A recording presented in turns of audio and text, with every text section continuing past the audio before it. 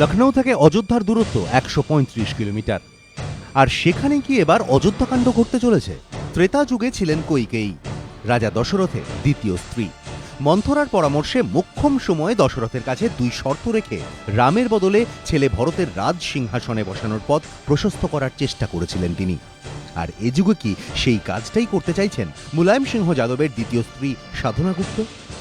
লখনৌয়ের রাজনৈতিক অলিন্দে প্রশ্নটা ঘুরপাক খাচ্ছে, কারণ শোনা যায় নিজের ছেলে প্রতীককে অখিলেশের সমপর্যায়ে তোলার দাবি নাকি দীর্ঘদিন ধরেই করে আসছেন সাধনা।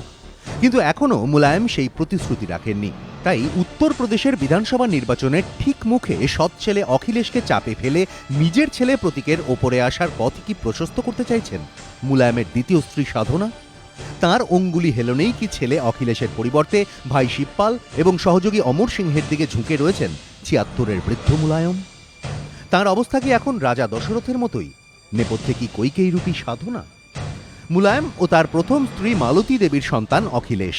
মালতী দেবীর মৃত্যুর পর সাধনা পাণ্ডেকে বিয়ে করেন মুলায়ম, তাদের সন্তান প্রতীক। অখিলেশ রাজনীতির এখন পোক্ত খেলোয়াড় হলেও প্রতীক কিন্তু এখনও রাজনীতির ময়দান থেকে দূরে। আর গোটা যাদব পরিবার যেখানে রাজনীতিতে রয়েছে, সেখানে প্রতীকই বা আর কতদিন দূরে থাকবেন? সেই কারণেই কি আর ধৈর্য না ধরে ছেলে প্রতীককে ওপরে তুলে আনতে মুলায়মের ওপর চাপ দিচ্ছেন সাধনা?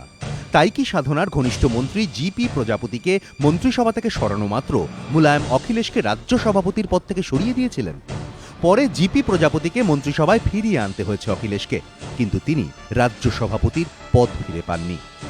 রাজনীতির মঞ্চে মুলায়মের দ্বিতীয় স্ত্রী সাধনা পাণ্ডেকে কোনো দিনও দেখা না গেলেও তাকে ঘিরে নানা জল্পনা এখন লখনৌ জুড়ে।